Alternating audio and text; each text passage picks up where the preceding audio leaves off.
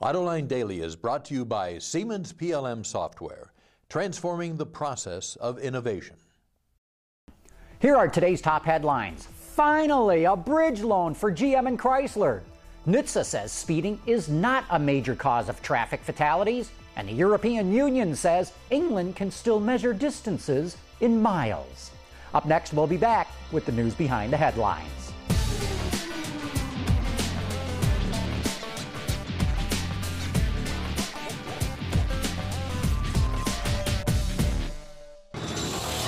This is Autoline Daily for Friday, December 19, 2008, and now the news. Well, we finally got a bridge loan for GM and Chrysler. President Bush announced they'll get $13.4 billion immediately and another $4 billion in February. They will not have to file for bankruptcy to get the money. However, they are expected to restructure their operations over the next 3 months to show they can become financially viable companies. If they can't, then the president says they will have to file for Chapter 11.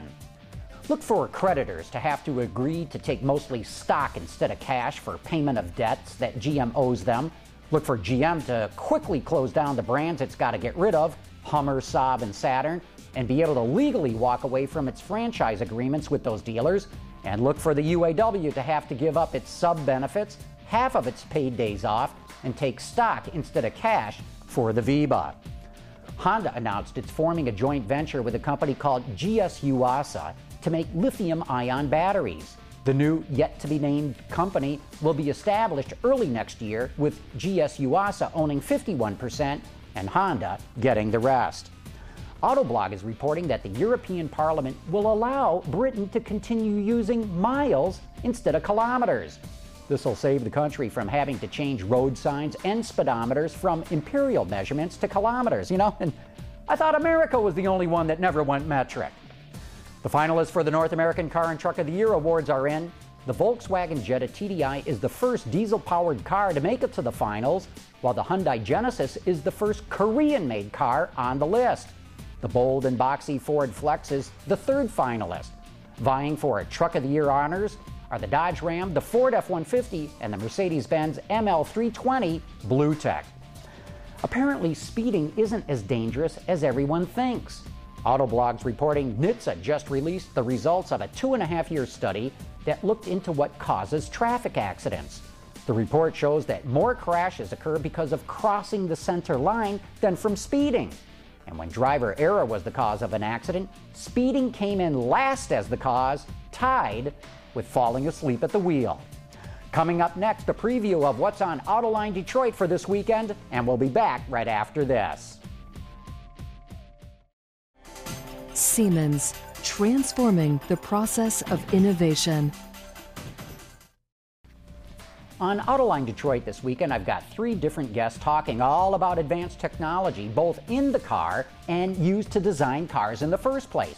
Here's a snippet of part of that discussion with Bob Struble, the CEO of Ubiquity, talking about HD radio that's becoming ever more common in cars. HD radio technology is free AM and FM broadcast that is digital, so it's much better for the consumer, better audio quality, more choice, more cool applications that folks can do that they really can't do in an analog world. And we've been, as you say, toiling away for the last 6-7 years, both putting that on radio stations across the country and then working to get radios that will receive those signals in the hands of consumers. And I'd say both sides are going quite well. We've got, on the station side, 1,800 stations around the country, cover about 85% of the U.S. population. In terms of radio listening, more than 50% of listening is taking place on stations that have already converted. And then the attention turns to the consumer. I'm sure we'll get into it, but getting radios sold through Best Buy and Radio Shack and Walmart, but also in some of those automakers that you cover so much.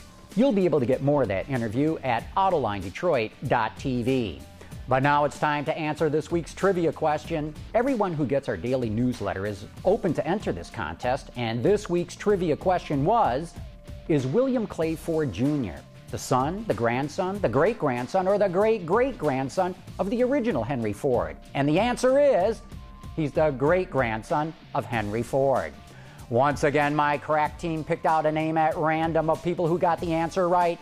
Pookie, the envelope, please. Where's Pookie? What do you mean he's not here? He's on strike? Just give me the envelope. Thank you. And the winner is Joel Karczewski. Joel Karczewski of Southfield, Michigan. Congratulations, Joel. You'll win these very nice wine stoppers from Mercedes-Benz that look like gear shift knobs. Anyway, that's it for today's top news in the global automotive industry. Thanks for watching. We'll see you Monday.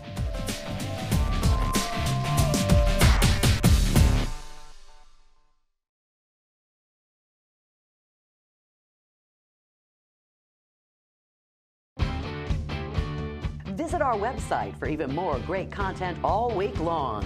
Autoline Extra, Dawn's Journal, podcasts, and even more. So click over and get the inside view at AutolineDetroit.tv.